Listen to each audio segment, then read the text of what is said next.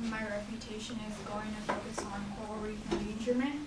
My claim being responded to is the main threat to the endangerment of the coral reef is caused by people using sunscreen with the ingredient oxybenzone when swimming in the ocean. As previously defined, oxybenzone is a natural occurring chemical which absorbs UV rays and is included in most sunscreen products. Some of the claims made in the original claim of fact speech were oxybenzone is present in a large amount of sunscreen products. Even in diluted forms, oxybenzone is found to damage coral. Oxybenzone can have detrimental effects on coral. Some of my responses to the original claims are oxybenzone is concentrated in chemical sunscreens. Oxybenzone is a trigger to coral rather than a leading factor in devastation to coral. Ocean acidification and thermal stress are the leading causes of deterioration of coral. In the original claim, it is stated that oxybenzone is present in large amounts of sunscreen products. It should be specified that oxybenzone is more prevalent in chemical sunscreens. There are two different types of sunscreens, chemical and mineral sunscreens. According to the EPA, the United States Environmental Protection Agency, titanium dioxide and/or zinc oxide are the active ingredients in mineral sunscreens as opposed to oxybenzone or avobenzone, which can be found in chemical sunscreens. And some of the evidence made for total revenue of sunscreens and the number of reported of sunscreen users, there is no distinction between the different types of sunscreens being explained. In the original claim, states that even in diluted forms, oxybenzone is found to damage coral. Oxybenzone is just a stressor to hinder the survival of coral. While localized triggers lead to localized pillage, the large-scale coral bleaching event in the recent years has been triggered by increased sea surface temperatures. According to Reefs at Risk, revisited by Loretta Burke, who holds a master's in environmental and research policy, this effort found that approximately 75% of the world's coral reefs are currently threatened by a combination of local and global pressures. This includes recent impacts from climate change, which causes rising ocean temperatures and coral bleaching. The most immediate and direct threats arise from local sources, which currently threaten more than 60% of the reefs. Local threats include overfishing, destructive fishing, and coastal development.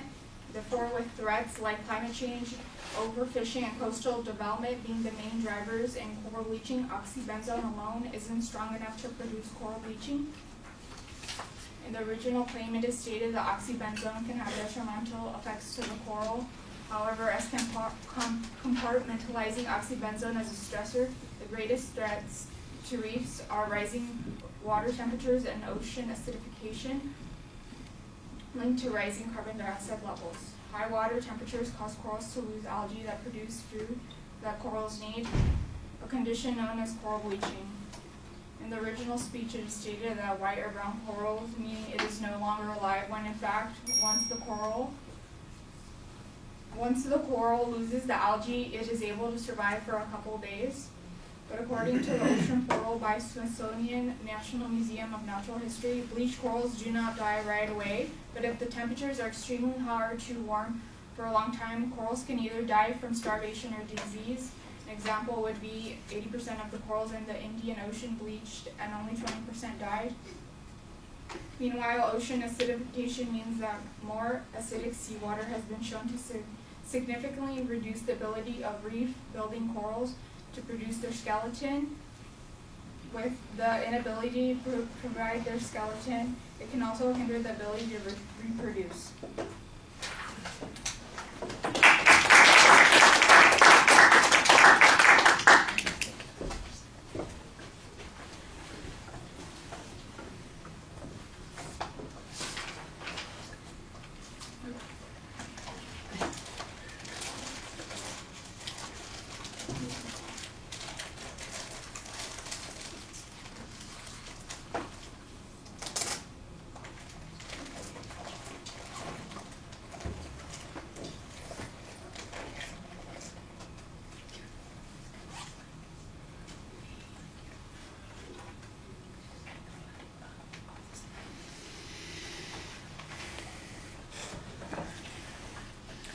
All the structural stuff is fine at the beginning of the speech. You tell us what the claim is and what the secondary issues that you're going to respond to. You then kind of preview what your responses are going to be on those points. I think you could probably save that as you get to each of those incidents or individual points, and that would be fine. The challenge on the first point is that the oxybenzene is it's in chemical sunscreens, and then you argue that there are other kinds of sunscreens, and you suggest that there's no distinction in the evidence that the advocate used. I think that that's an interesting point, but there's also no distinctive evidence that suggests that the natural sunscreens, or the mineral sunscreens, are more predominant or more likely to be used by people in those areas than the oxybenzone ones are. So although it's a reasonable press on the argument that's being presented here, I don't know that you get that much from it.